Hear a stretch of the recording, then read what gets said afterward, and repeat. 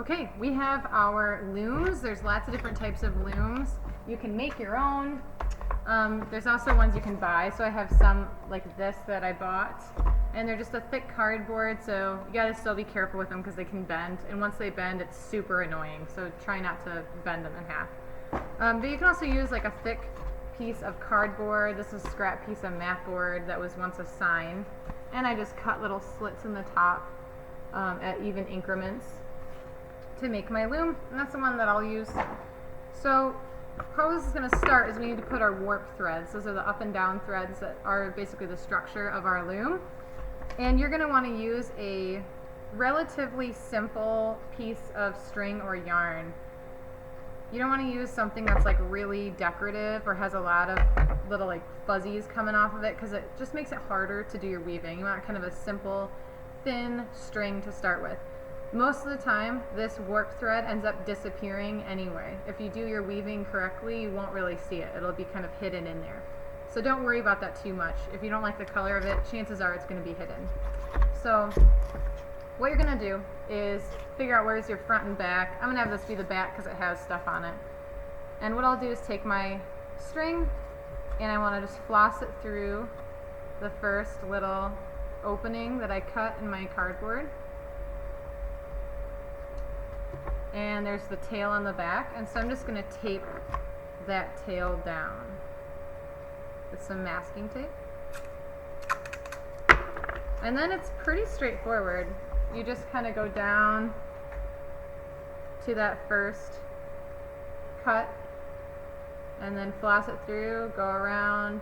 So I went around the back, coming through the front, going around the back, and I just kind of keep going around and around, going through the next little cut that I have in my loom.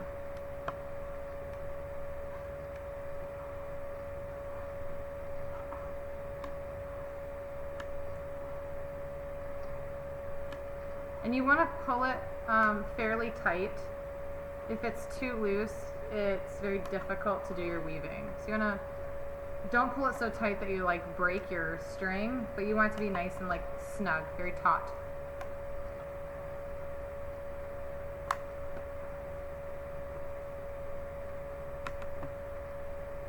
Okay, so I got all the way to the end. I'm going to cut it so I have this tail, and I'm just going to tape it along the back.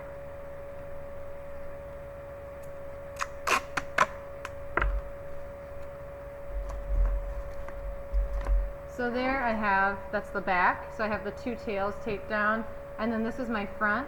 You can see that my strings are nice and tight. They're not like super crazy tight, but they're nice and tight. They're not like flapping around. And then just for good measure, you're going to want to put your name on the back. So I have this masking tape on the back, so I'll just write my name right on the masking tape. That way I'll know that this is my weaving if it gets misplaced. But there we are. That's our warp threads, the ones that go up and down. And after you're done with this, you can start working on your plan. What colors you're going to use? Are you going to try and make a picture? Like you can do a landscape depending on what colors that you pick.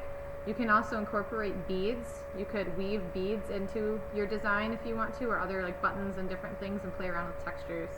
So get this part done today and then start your plan.